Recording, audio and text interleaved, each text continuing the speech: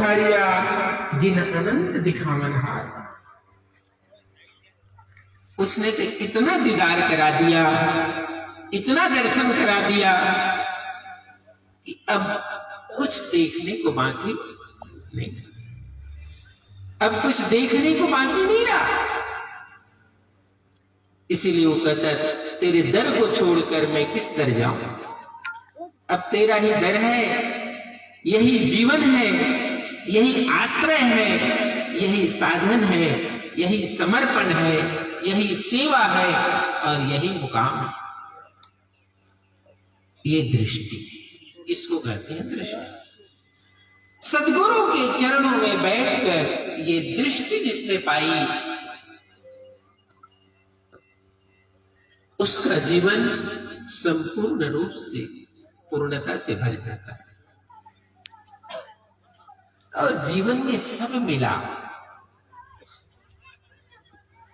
यश मिला, धन मिला, दौलत मिला, मकान मिला, परिवार मिला, सब मिला। सब मिलने के बाद भी अतृप्ति बनी रहती है। सब मिलने के बाद भी अतृप्ति बनी रहती है। उसका एक ही मात्र कारण है, सब मिलने से तृप्ति नहीं होती है। सब मिलने से सुख सुविधाएं जरूर बढ़ती है, लेकिन कभी तृप्ति मिलती। किसी सद्गुरु के ज्ञान को जब उपलब्ध किया जाता है तभी तृप्ति मिलती है, तभी आनंद मिलता है। इसलिए वो धर्मदास साहब, ये साहेब अब क्या मांगो कुछ स्थिर न रहा है, साहेब अब मांगने के लिए कुछ नहीं है। और इसीलिए धर्मदास साहब ने 56 करोड़ की जो दौलत थी उससे अपनी दृष्टि हटा दी, अपनी दृष्टि को उसने वहां से हटा दिया। एक तृप्ति आती है, एक बोध आता है, सद्गुरु के ज्ञान का बोध आता है, ये दृष्टि परिपूर्ण हो जाती है, इसमें संपूर्ण रोशनी आ जाती है। और यही देखने का जो साधन है हमारे जीवन में, हमें भक्ति से भरता है, हमें साधन से पूर्ण करता है, हमें सौभाग्यशाली बना देता है। और इस जीवन की जो महिमा है और महत्व है वो बिना किसी शिकायत के, बिना किसी को भला बुरा कहे, बिना किसी से राग द्वेष किए, बिना किसी से अपना छोटा का भान कराए, तुम्हें संपूर्ण साधन से पूर्ण कर देता है। इसका नाम है सत्संग। यह है सद्गुरु की महिमा कि हे सद्गुरु, मैं धन्य भागी हुआ इस तेरे चरणों में बैठकर, तुम्हारे समीप आकर मेरे सब जो धूल थे वो गिर गए, जितना जो आवरण था वो आवरण समाप्त हो गया। तो ये जो ऐसे जो महापुरुष हैं जिनकी स्मृति में आप यहाँ आए हैं, जन्मोत्सव में आए हैं, ऐसे महापुरुष इस धरती पर आए और उन महापुरुषों ने एक रोशनी जब बाहर से आती है तब हमारे पास चांदना होता है। ऐसे महापुरुष अपने अंदर से रोशनी पैदा करते हैं और जगत को चांदना कर देते हैं, जगत को चांदना कर देते हैं, जगत को उजाला कर देते हैं। इसलिए साहब कहते हैं इस लाइट से बाहर उजाला होता ही होता है, इसमें कोई दो राय नहीं। ये विज्ञान की बहुत बड़ी देन है कि हम रात में भी कुछ कर सकते हैं, रात में भी सब कार्य होते हैं, ये विज्ञान की देन है, इससे उजाला हो। लेकिन हम गुरुजनों ने जो उपदेश दिया, साहिब ने जो उपदेश दिया, सतगुरु कबीर साहब ने जो उपदेश दिया, उसकी महिमा क्या है? तो साहिब कहते हैं, कोटिक चंदा उग हैं, सूरज कोटि हजार, तिमिर तो नासे नहीं और गुरु बिन घोर अंधार। ये साहिब कहते हैं। अब वो कौन सा अंधेरा है समाज में, जीवन में, जो इस लाइट में होते हुए भी बना रहता है? इस इतनी बड़ी बड़ी लाइटें लगी है, इस लाइट के होने से भी वो कौन सा अंधेरा है जो जीवन में बना रहता है? इसी कबीर साहब बताते हैं, कोटि चंदा हुए, एक दो नहीं, करोड़ों चांद उग जाए, करोड़ों सूरज उग जाए, कोटि चंदा उग जाए, सूरज कोटि हजार, तिमिर तो नासे नहीं, गुरु बिन घोर अंधार। इस मानव के जीवन में भी एक ऐसा अंधकार है जो इस चांदना से कभी उजाला होता, उसको गुरु के ज्ञान का चांदना चाहिए। गुरु के ज्ञान के चांदना के बिना, प्रकाश के बिना घट कभी उजाला होता। इसलिए साहब ने सत्संग और गुरु की महिमा को इतना महान स्थान दिया कि इस घट से आचार, विचार, रहन सहन, नशा, पत्ता, ये भी अंधेरा है, ये भी एक अंधेरा है। और ये अंधेरा जब समाज में छाया है, ये अंधेरा जब मनुष्य के अंदर है, तो वो इस चांदने से नहीं ठीक हो सकता। उसके लिए गुरु की ज्ञान की चांदना चाहिए, गुरु की ज्ञान की रोशनी चाहिए, तो वो अंधकार मिटता है। वो कुसंस्कार है, वो दुर्बुद्धि है, वो अज्ञान है जो हमारे जीवन को धीरे धीरे ग्रस लेता है। हमें ये नहीं पता चलता कि हम उसका सेवन कर रहे हैं कि वो हमारा सेवन कर रहा है। ये पता चलता, नशा करने वाले को ये पता नहीं चलता है कि मैं उसका सेवन कर रहा हूं कि वो मेरा सेवन कर रहा है। ये केवल सदगुरु के चरणों में बैठने से, उनके ज्ञान को सुनने से ही ये अंधकार इस समाज से मिटता है। और ये आप गुरुमुखी हैं, सत्संगी हैं, तो 1%, 2%, 10% कुछ तो उजाला आपके जीवन में आया है, वो किनकी देन है? ऐसे महापुरुषों की देन है, जिन्होंने अपने जीवन को निर्मल इसलिए बनाया, तपाया है इसलिए कि उसके तपने से आपके जीवन में थोड़ा मोड़ा उजाला हो जाए, इसलिए उन्होंने तपाया, वो कोई दूसरे के लिए नहीं तपाया। इसलिए साहब कहते हैं, वृक्ष कबहू नहीं फल बके, वृक्ष कबहू नहीं फल बके, नदी न संचय नीर, और परमारथ के कारणे संतन धरा शरीर। इस जगत में संत का जीवन, महापुरुषों का जीवन किस लिए है? परमार्थ के लिए, अपने लिए नहीं। वो परमार्थ के लिए बहुत कुछ सहन करते हैं, त्याग करते हैं। वो किस लिए? कि मेरे त्याग करने से, मेरे त्याग करने से यदि समाज को फायदा हो जाए, कृतार्थ हो जाए, तो वो त्याग साहब करते, महापुरुष करते हैं। एक प्रसंग आता है, सदगुरु कबीर साहब काशी से मगहर गए। साहब काशी से मगहर गए, तो साहब को काशी से मगहर जाने की क्या जरूरत है? साहब को काशी से मगहर जाने की क्या जरूरत है? ज्ञान की भूमि काशी, दुनिया काशी जाना चाहती है और साहेब काशी से मगध गए।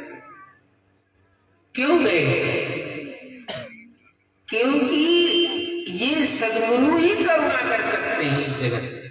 मैंने कहा ना, सद्गुरु ही करुणा कर सकते हैं। करुणा का जन्म उन्हीं के हृदय में होता है। संसार के हृदय में जो कुछ जन्म होता है उसमें कुछ स्वार्थ का आवरण भी होता है। सद्गुरु जब करुणा करते हैं तो वो उसमें आवरण नहीं होता है, आवरण मुक्त करुणा होती है। तो साहेब मगध गए।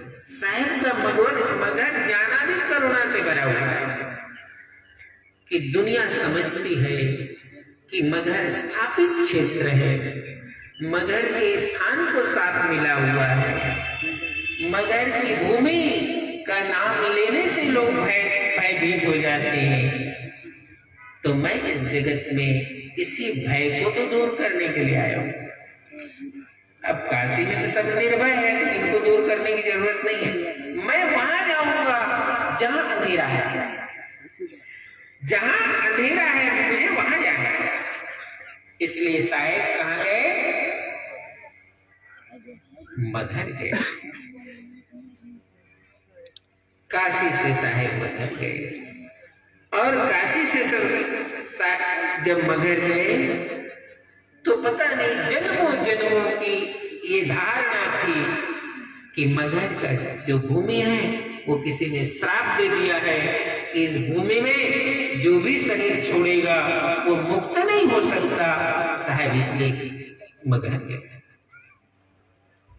तो इस जगत में जो महापुरुष है, मैंने कहा ना, वो जीवन अपने लिए धारण नहीं कर रहे हैं, वो करुणा करने के। जगत में देखते हैं कि यहाँ अंधकार है और पीढ़ियों से अंधकार है, उस अंधकार को मिटाने के लिए महापुरुष करुणा करते हैं। सदगुरु कबीर साहब मगध गए और उस सब साप को मुक्त कर दिया। उस साप से उस भूमि को मुक्त कर दिया कि जिसके जीवन में उजाला है, प्रकाश है, जिसके जीवन के आदत आचरण रहन सहन शुद्ध है, पवित्र है, सांचे साप न लागिया, सांचे काल न खाए, सांचे ही सांचा जो चले ताकू का नसाया। इस ताकत को सदगुरु कबीर साहब ने मगध में जाकर स्थापित कर दिया। जैसे साहब ने काशी लहरताला में कमल पुष्प पर प्रकट हुए, ऐसे ही मगध में जाकर साहब कमल पुष्प पर विलीन हो गए। ये करुणा करते। तो जगत में जो महापुरुष है उनके जीवन का जो त्याग है, उनका जीवन का जो समर्पण है, उनका जीवन का जो तप है, वो स्वयं के लिए नहीं, वो समाज के लिए। और कभी कभी हमारी इस भारत भूमि में अनेक समाजों में, अनेक क्षेत्र में, अनेक गांवों में ऐसे संत महापुरुषों का आगमन होता है कि उस समाज को उसकी जरूरत है। उस समाज को दीप जलाने के लिए, उस समाज को ज्ञान देने के लिए, उस समाज के लोगों को राह बताने के लिए उनका संत के रूप में उस समाज में आना होता है और ज्ञान की ज्योत जला देते। तो ऐसे इस पूरे क्षेत्र में यही उपदेश देते हैं कि साहेब के वाणी वचन के द्वारा इस लोगों तक ये ज्ञान का दीप जलाया जाए। जो साहेब ने, गुरु महाराज ने इन सबको आज्ञा दी, हम सबको आज्ञा दी कि ये मेरा जो वचन है, उपदेश है, उसको इस जगत में लोगों को सुनाना, लोगों को बताना, लोगों को जगाना।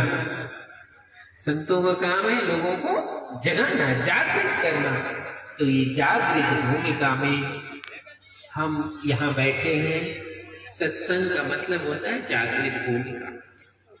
जागृत भूमिका में बैठा हुआ जो साधक है, उसी के जीवन में जागृति का असर होता है, प्रेम और करुणा का असर होता है। तो इस पूरे क्षेत्र में तो मैं समझता हूँ रोज ही महापुरुष कहीं न कहीं सत्संग का आयोजन करते रहते हैं। ये भूमि ऐसी है कि रोज गुरुजनों का शब्द पूरे ब्रह्मांड में गूंजता रहता है। यहाँ हो रहा है, कल कहीं होगा, परसों कहीं होगा, ऐसा कोई दिन खाली रहता नहीं। इसलिए ये संतों के पद चिन्ह जहां जहां पड़े, जहां जहां गुरुजनों के चरण कमल पड़े, वह स्थान तप का स्थान बना, साधन का स्थान बना। और ऐसे ही इस क्षेत्र में, इस जगह पर भी अनेक आश्रम है। यहाँ महंत सोहन साहेब जी का ये तपोभूमि है। तो कोई ना कोई एक कारण जरूर होता है कि इस भूमि को उसका ज्ञान का लाभ मिलता है, भक्ति और सेवा का लाभ मिलता है। और इस क्षेत्र के जो लोग हैं उनको उस अमर वृक्ष जो कहते, ये गुरुजन तो अमर वृक्ष है, अमर वृक्ष की छाया में, क्योंकि वृक्ष जहां होगा वहीं की छाया होगी। वृक्ष नहीं होगा तो कहां से छाया मिलाओगे? तो ये संत अमर वृक्ष, इनके सानिध्य में ये छाया मिलती है। और सदगुरु कबीर साहब की कृपा, उनकी दया, उनका उपदेश, उनकी करुणा यदि जिस जिस हृदय को छू जाता है, जिनके कानों में पड़ जाता है और जिनकी दृष्टि पड़ जाती है ऐसे ज्ञान उपदेश के प्रति, तो उसमें धीरे धीरे धीरे धीरे जागृति जरूर आती है। और गुरुजन महापुरुष इसी के लिए इस धराधाम पर आए, इस धरती पर आए। और हो सकता है लोगों को समय लगता है उनको पहचानने में, उनके भेद को जानने में, और उसका भी कारण है समय लगने का, क्योंकि मनुष्य का जो स्वभाव है वो सुख में सोने का होता है और दुख में जागने का। मनुष्य का स्वभाव क्या होता है? सुख में सोने का और दुख में जागने का। तो जब तक जीवन में कोई दुख नहीं आता है तब तक साहब का आश्रम बगल में है वो भी नहीं दिखता है। जब कोई दुख आता है, जब कोई कष्ट आता है, तो ढूंढते फिरते साहब के पास आ जाते हैं। चलो ना हम रमैया साहब के पास जाएं, अपना पोथा लेकर साहब ये हो रहा है, वो हो रहा है, ऐसा हो गया, वो हो गया, पता नहीं क्या क्या हो गया। तो साहब कहते मैं तो कब से यहाँ बैठा हूं, तुम आज दर्शन दे रहा है, तो आज क्यों दर्शन दे? वो ऐसा नहीं है कि साहब कहते हैं दुख में सुमरण सब करे और सुख में करे न। ये जब दुख आता है तो हम थोड़ा जागते हैं, और जब तक सुख रहता है वो जागता नहीं। तो साहब ने तो भक्ति के लिए इतनी ऊंची अवस्था कही, दुख भी जरूरी है। सुख के माथे सिला पड़े जिन नाम दियो बिसराय, बलिहारी वह दुख की जो हरदम नाम रटाए। अच्छा हुआ कि थोड़ा सा दुख आ गया, मुझे पता तो चला कि साहब का स्थान बगल में। ये दुख नहीं आता तो मुझे तो पता ही नहीं चलता था कि साहब का स्थान भी बगल में। तो अच्छा हुआ थोड़ा दुख भी आ गया। तो दुख जीवन में जब आता है तो हमारी चेतना थोड़ी ऊपर उठती है। आपने जो परिधि मान रखा है, दुख आपको उस परिधि से बाहर ले जाता है, सुख आपको परिधि में घेर कर रखता है। सुख कहाँ रखता है? परिधि में घेर कर रखता है, और दुख आपको अपनी परिधि से बाहर ले जाता है। तो दुख जब परिधि से बाहर ले जाता है तो प्रार्थना का जन्म होता है। प्रार्थना का जन्म तभी होता है, हम प्रेयर इसको कहते हैं। प्रार्थना का जन्म दुख से संबंधित होता है। दुख आता है तो प्रार्थना का जन्म होने लगता है।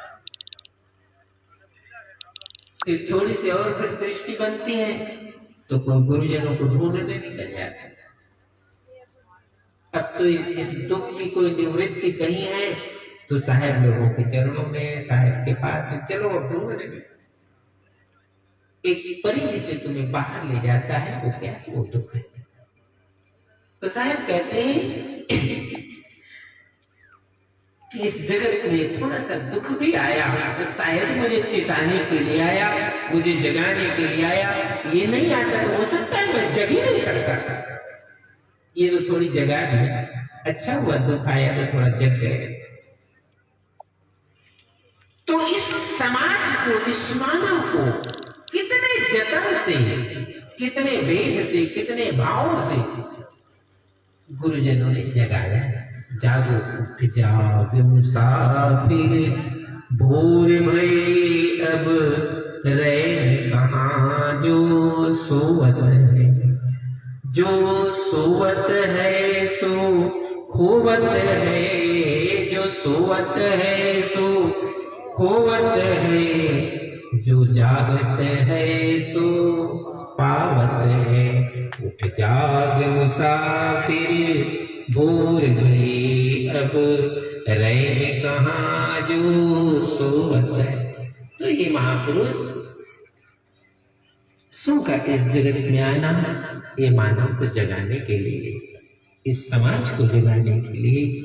तो ये जो भूमि है, संत है, महापुरुष है, इनका जो भी त्याग है, तप है, साधन है, वो ये मानव समाज को जगाने के लिए, समाज को उन्नत बनाने के लिए।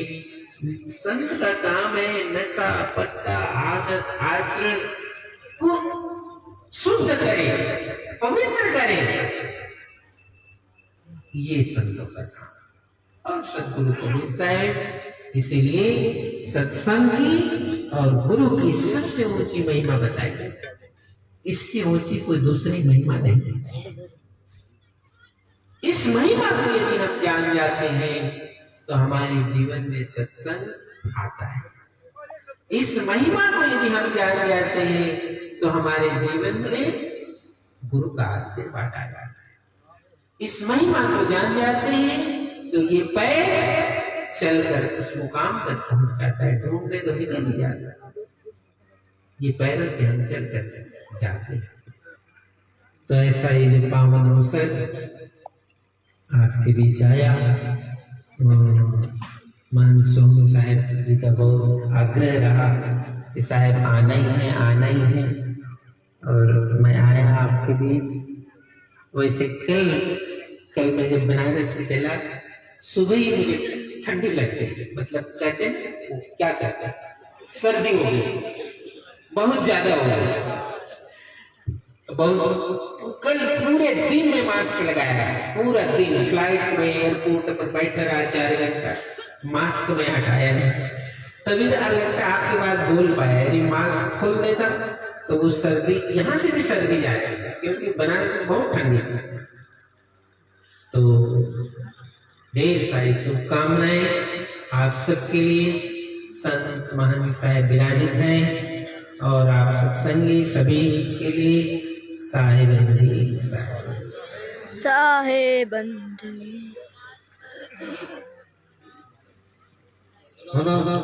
सतगुरु कबीर साहेब की जय हो। धनी धर्मदास साहेब की जय।